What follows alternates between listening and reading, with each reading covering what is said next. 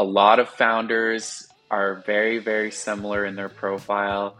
Mm. They all want to own everything that they do and keep everything on their shoulders. And you can't scale unless you delegate and unless you build a really amazing team around you.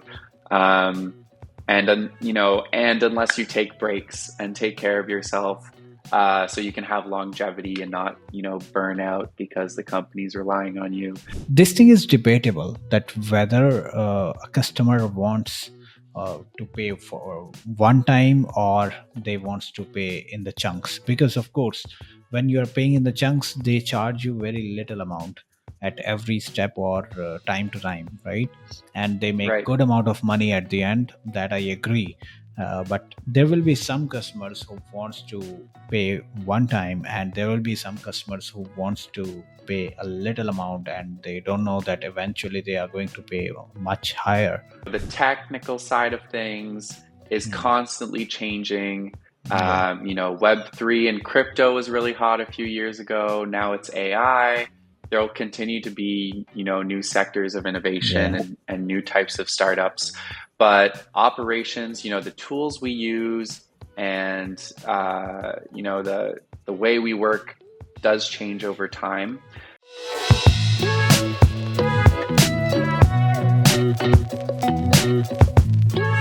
Hello everyone, my name is Ali. I'm the CEO of Al-Burraq Technologies. It's an amazing day and we have another tech star with us, James Jetman. How are you? Great. Thank you for having me. Thank you I'm so the much. founder of Gemini Games, a mobile gaming studio doing premium strategy games for mobile, and also the founder of helping other founders and startups in the tech space.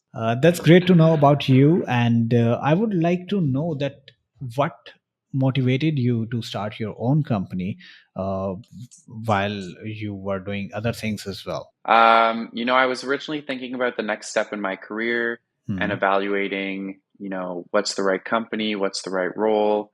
But, it's always been my dream to make video games and to run my own company. And I Right. was in Miami on a kind of work slash pleasure trip. Hmm. And I connected with a bunch of other amazing founders that I was spending some time with. And I was like, what am I waiting for? We're always like, when the time is right, I'll do it in a few years. But, I guess I was kind of inspired by others and what they were doing. And I Right. decided to just stop waiting and chase my dreams. And the week later, I got back to San Francisco and I founded, Gemini Games and have been working on it ever since. Right, right. So if we talk about Gemini Games, what is the vision of Gemini Games? What do you want to do in the company? So I love the gaming space. It's my favorite hobby or pastime. I've been following it since I was a little kid, and specifically the mobile gaming space. It's super accessible. You can play things on the go. Um, you don't have to, set up a console or your laptop, log in, etc. But what I come from the free to play gaming space and my past work experience, and what I've seen with the industry, which I don't really love, is it's really becoming about monetization practices, and it's all about user acquisition and building those monetization loops and kind of pulling as much money as you can out of your users and your players, which to me is not really what gaming is about. It should be, the first pillar should be creating great gameplay experiences. So when I look at the space, mobile is the largest gaming platform. It's growing faster than any other platform, but it's so tunnel visioned on free to play right now in the industry. And no one is building premium games, so paid games on the app stores. So that's really kind of a unserviced niche that I see for players. And I really want to be able to offer an alternative where you can pay one price, you can play great games. You don't have to worry about, microtransactions and ads Hmm. popping up, and really a studio that is prioritizing great gameplay first. Right. and not necessarily, trying to make as much money as we can. Hmm. But don't you think if we talk about that, if we talk about that monetization practices and what is going on in terms of business models, this thing is debatable that whether a customer wants to pay for one time or they wants to pay in the chunks, because of course when you are paying in the chunks they charge you very little amount at every step or time to time, right? And they make Right, good amount of money at the end, that I agree. But there will be some customers who wants to pay one time, and there will be some customers who wants to pay a little amount and they don't know that eventually they are going to pay much higher. So this thing is right. going to be debatable, don't you think so? Definitely. And, some customers will never get to pay at all. Like Yeah. me, there's a lot of, free to play games I play on my Hmm. phone where, I can still enjoy the good experiences, and, Right. resist spending money on those microtransactions. Hmm. But, I'm not saying let's get rid of that and, no longer have it as an option. But Hmm. is there a great alternative for players right now on mobile platforms if they just want to pay one price and Hmm. not worry about, being charged later or having ads pop up, or, let's say they Right. have their kid playing a game and they're worried Hmm. about, their kid getting addicted and spending more, etc. Yeah. Whereas on other platforms, PC, console, you again, and it's driven, it started with mobile, but you have these huge free to play games, that have subscriptions and microtransactions, etc. But you also have the option of these really great, single player paid gaming experiences. And on mobile, developers really aren't launching in that space. It's, free to play, free to play, free to play. So I think offering that alternative, and it doesn't mean you can't play free to play as well, but it just gives people on the platform more choice. Right, right. Okay, I get that, and that makes a lot of sense that you are going to give your customers another option, and I wish you very good luck. But we have Thank you. another question that is regarding your other company which you are working for is Wellington. So, what are you doing in there? So I'm a consultant now. I was never really planning to do that, but I kind of stumbled into it.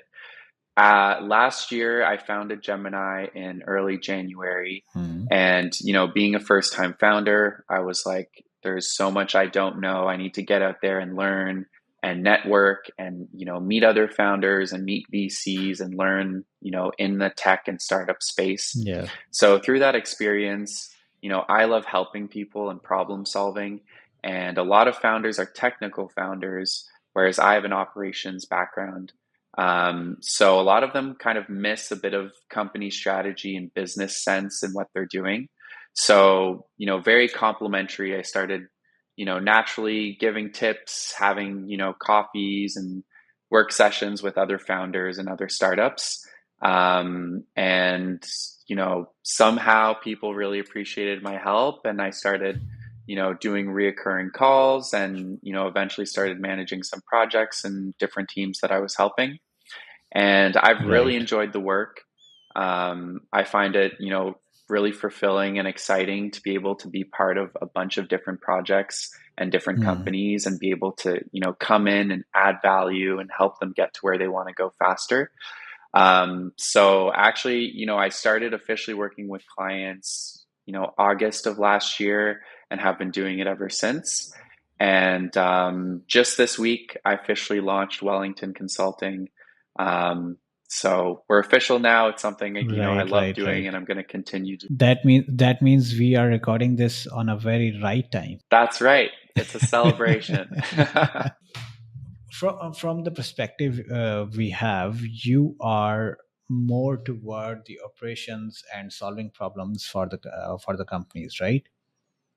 Exactly. So what kind of problems do you think in the tech industry, because you are in the center, or you can say that you are in the hub of innovators in the tech industry? So what kind of most common problems do you people come to you and they ask you to help them in? I mean, I'm talking about the things. techies. I'm talking about the typical tech. co-founders. Right. And that's where kind of operations is, I wouldn't say stagnant, but consistent in terms of, the technical side of things is Mm. constantly changing. Yeah, Web3 and crypto was really hot a few years ago. Now it's AI. There'll continue to be, new sectors of innovation yeah, and new types of startups. But operations, the tools we use and the way we work does change over time, but especially with first time founders and people that are trying to rapidly scale, irrelevant of what type of tech they're in or what type of startup they're in, they often run into the same problems. So there's there's kind of a consistent core that I'm able to help with. And right. that comes to culture, talent, scaling, delegating, building a proper structure within the company, SOPs, operating procedures, etc. A lot of founders are very, very similar in their profile. Mm. They all want to own everything that they do and keep everything on their shoulders. And you can't scale unless you delegate and unless you build a really amazing team around you. Um, and unless you take breaks and take care of yourself, so you can have longevity and not, burn out because the company's relying on you. So a lot of things I'm just kind of teaching lessons that I already know and helping founders, kind of see the broader picture of their company, of their Yeah. team, instead of the very kind of like narrow vision they often have on, the product or whatever goal they're pushing towards, which is essential and, is the reason why some of them are Mm. successful. Yeah. But if they want to continue that success and want to, build a large organization, they often need a new perspective. Yeah, that's going to be a very good advice for the tech entrepreneurs, that they don't need to do each and everything on their own. That they You can't. need to they I need will to rip it out delegate, of your hands if I have to, and then they have to take rest as well. which is So that's also a really very good hard to make advice for them the do. tech entrepreneurs. Yeah. Right. Okay. Let's talk more about AI, and because the challenges are very different. Uh, Speed of innovation is so high, and AI is going to affect a lot of things. So, how do you see the future? How do you see the future of work, considering AI, and what do you think the future is going to look like? I'm excited, by AI and by the future. I've always been super, into tech and the future and Right. daydreaming about what's coming next. That's why I ended up in San Francisco in the first place. Right. And AI is my best friend. I love AI. I have so many different AI tools that I use. It is Hmm. so helpful. In my personal view, it kind of accelerates and enables everything that I'm doing, and makes me, more productive, more capable, more informed. I have an AI life coach, Telos, that I know the founder in San Francisco. So I get a WhatsApp message every morning, that says, "How are you doing, James? What are you grateful for today? What are your intentions and goals for the day?" And then we do a recap at the end of the day. I use AI in my workflow, in my meetings, my document creation, my emails. And even right now at Gemini, we're part of this great program with New York where we have a few interns working for us. And they're young, they're even younger than me, they're the next generation. And one of the first things I did when they started was asking them, what AI tools are you aware of, what do you use, what's your favorite tool? And they all knew about AI, they all used it in their daily lives. And there's some new AI tools I'm using that I didn't know about, until they told me, and I was like, oh, this is fantastic, I'm going to start using it. So I'm a big fan, and you know, there's definitely pros and cons in a lot of areas where it's going to cause problems, but it's coming, whether we want it to or not. There's nothing you can do to stop, the AI wave. So I'd say, jump on board, be a part Yeah. of it, use the tools, and, if you're a part of it, you can help shape it as well. And if Hmm. there's areas, you see in AI that are problematic in your perspective, well, perhaps you can have a part in, making it better. Right, right. So this thing is right that AI is coming for everybody, Yep. whether you do it or not. If you are not going to do it, then you're going to be obsolete. And I usually say that there are going to be two things in the future. If you are AI enabled, so then you are going to be relevant. So AI enabled workforce is going to be relevant, and if you're not doing that, if you're not using AI, then you are going to be irrelevant, and then you should be afraid of. So from Right. this, I want to ask you as well, have you ever been afraid of the innovation or AI tool, or somehow thinking that what it's going to look like? Have you ever been afraid of AI? Um, like I said, I'm very future forward thinking. Hmm, So hmm. everything usually like excites me. Right. I can think of one example, which is when OpenAI first showed off Sora, Yeah. Yeah. and that kind of like video creation. Hmm, hmm, And, my two favorite industries are gaming and the movie industry. hmm, hmm, And thinking about, not myself personally, but all, the artists, animators, directors, cinematographers, um, and how traumatic it's going to have an impact in the coming yeah. years. Hmm, How much content is going to be able to be created rapidly. So, if you're still creating content in a more traditional sense, it's the art spaces that I think are the scariest because there's directors and films and actors, etc., producers that I really respect that I think are putting art into the world. And, will they continue to do that with the help of AI? Will they continue to do that, in a more traditional sense? How will their work still get, noticed in kind of like the vast void of how much, entertainment and media is going to be pushed out there even more than there is today. But there's nothing we can do about it. It's coming. it's coming for everybody. Okay, so with that, if I ask you, what do you think about remote work? Pros and cons, both. I'm such a fan of remote work. I'm like pro remote work.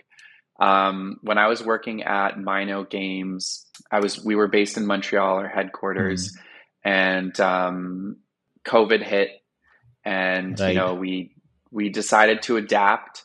So we originally got everyone working from home, which was really tricky at the start. We had, especially with our artists and animators and their tablets, and how do you figure out those logistics. I was leading operations, so hmm. that was all on me and our team.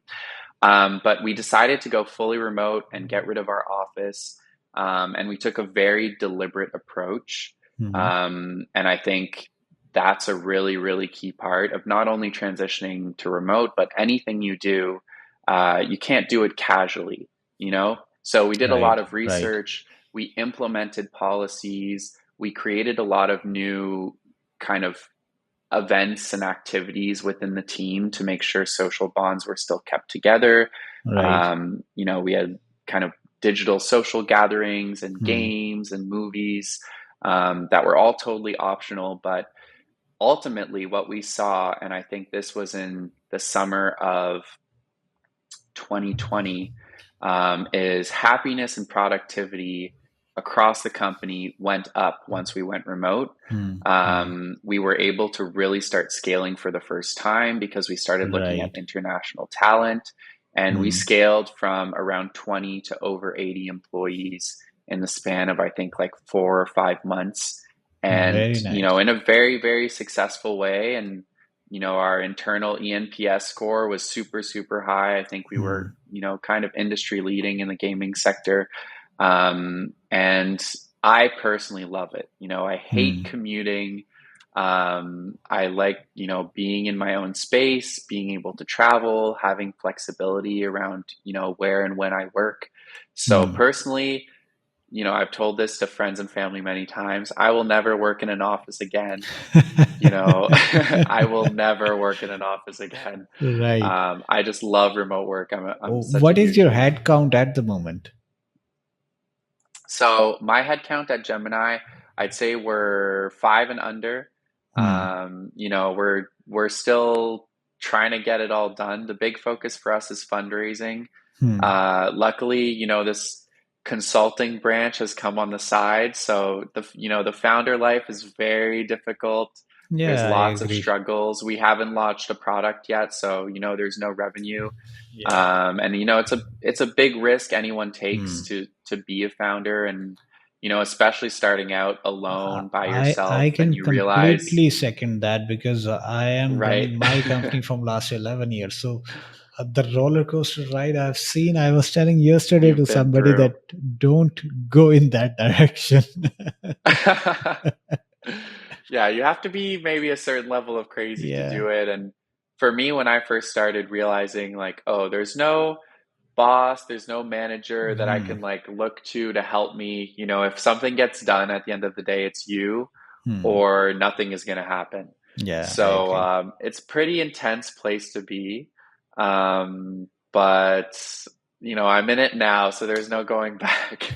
And it's amazing as well. It You can't is. you It can't live is. without it. If you are into this space, then you can't live without it. You can't Right. go back, you can't take a step backwards, and that's all you have to do. You hate it or love it, but you have to do that. Okay. So my last question to you: where do you see the gaming industry in the coming 5 to 10 years, considering the AI innovations at the I mean, if you're looking at the gaming industry today, it's quite rocky. The last few years have been, you know, riding high. There's been moment? so much investment. There were kind of IP wars, so everyone was getting acquired and making Hmm. tons of money. And we, kind of felt like it could go on forever. You're seeing right now Right. the collapse of Embracer. There's a lot less, investing, acquisitions, etc., in the Hmm. space. Hmm. Hmm. But it comes in waves, and I think gaming is, Teflon. It's the Hmm. biggest form of entertainment on the planet, and whether they make mistakes in terms of you know the industry wise, and also user practices, and how they're delivering the product to users.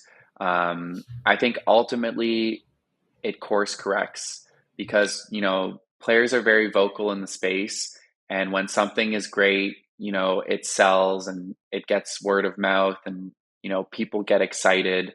And I think specifically in the gaming industry, players really have a voice.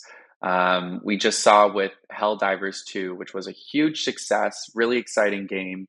And then Sony was requiring a sign in on Steam on PC, and players review bombed the hell out of it. Love it or hate it. That's the gaming industry, and Sony reversed their decision. So I think it's a really special place where players do have power and do have a say, and can impact the decision and the products that companies are putting out. And whether we're in a down right now or not, I think it's huge. It's going to be the main form of entertainment forever, or as long as I live, I think. And when it comes to I feel less worried about it than in the like movie industry, or specifically just artists creating art. Um, Gaming is just so intensive and really requires like close collaboration between all these different parts that are making it happening, product engineering, art, um, and AI, I think, is just going to act as an enhancer and going to be a tool that in general makes things a lot easier. um, and in some cases, teams and companies are going to decide to replace their artists with AI, etc. But I do really think specifically for gaming, that, the most successful games and products out there are going to be the ones that continue to have, a very clear vision. And that includes, gameplay, art style, the vision for the product. And I think that's going to continue involving humans, just using tools that help them get the job done easier. Thank you so much, James, for your time, and your insights were very helpful. And I really appreciate your time. I hope the audience is also going to like it. It was a pleasure. Thanks for having me. Thank you. And for the audience, keep watching us so that we can keep bringing more tech stars like James to you to your screens.